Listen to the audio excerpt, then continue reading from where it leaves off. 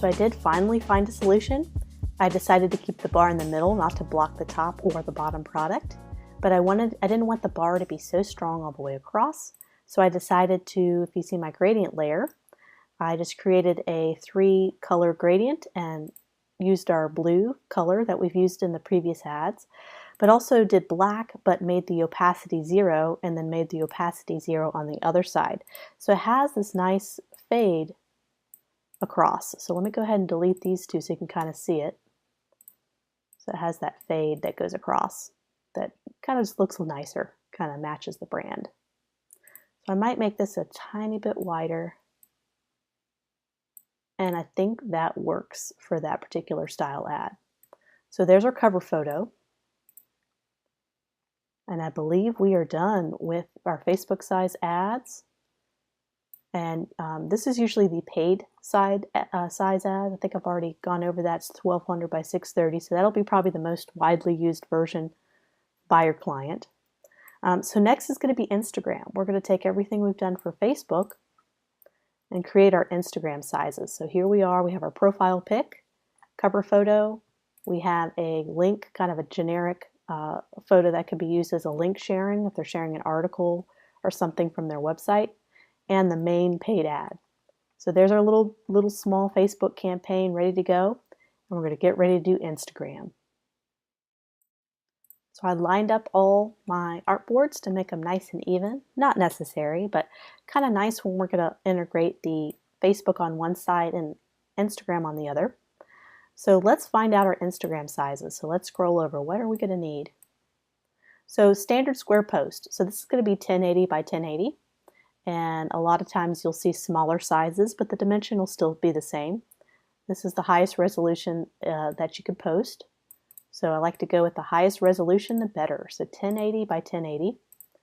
Let's add a new artboard and make it 1080 by 1080.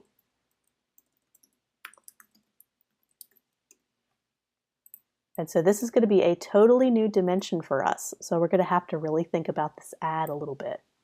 So let's adapt from the Facebook ad. Let's copy and paste. So this is where we get to kind of do some design thinking here. What's going to work the best? So let's stretch our photo as much as we can, maybe have it bleed off the top. And we could probably do a mirror opposite of this. So instead of a left-right split, we can do a bottom-top split. So we'll have the white section on the bottom. And so this is where it's nice to have two versions of our logo. So we had a vertical orientation, and now we have a horizontal orientation. So let's grab our horizontal one. This is going to work beautifully with this square size ad. Look how wonderful that fits. I think I need to adjust the logo a little bit. Got messed up. Let's make that line blue since that's what we've been doing on our Facebook posts. I'm just sampling that blue line. So now it's no longer gray. Let's group this together and shift the logo around because I'm doing this all live, so I haven't planned this out because I wanted to show my raw design process, kind of my thinking process. Definitely need the call to action. Let's copy and paste it, but we no longer need that shape since this is probably going to be center aligned. So I love that blue, but let's redraw it. We might be able to do a pill shape. So this is going to be your pill shape. So let's link. I'm just adding rounded corners. That's your pill shape. It almost looks like a pill that you would take.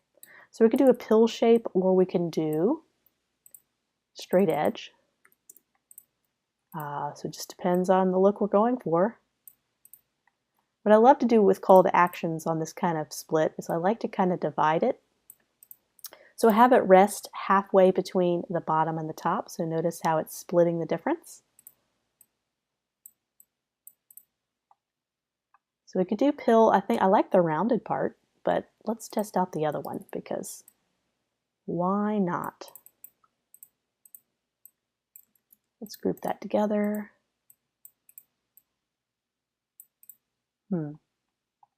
I think I actually like the rounded one. Great. So we do need to work in the store names on this version. It's big enough, it's 1080 by 1080. Let's definitely work in our names if we can. We will not be able to do that on all versions, so whenever we can.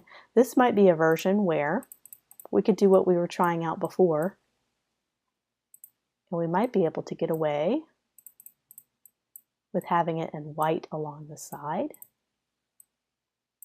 That could look really nice for Instagram, I think. We do need to have it pop out a little bit more, so there's a couple things we could do. Make it bigger.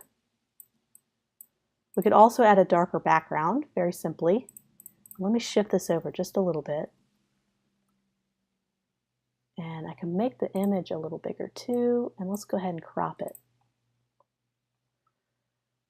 You really want to do image-driven ads for Instagram because it's such an image-driven platform. So really focusing in on a nice zoomed-in image, just like this. I like the cropping of this for Instagram. We definitely want to list the store names. That's the main attraction of this mall. It's high-end, and you don't see a lot of these stores at certain... Of course, I made up a couple of these names just for privacy purposes. But this is the big selling point to the mall. So I'm just going to feather a black box. I'm going to go up and apply a feather. And let me go to Appearance. There's my Appearance panel. Let me increase that feather a little more.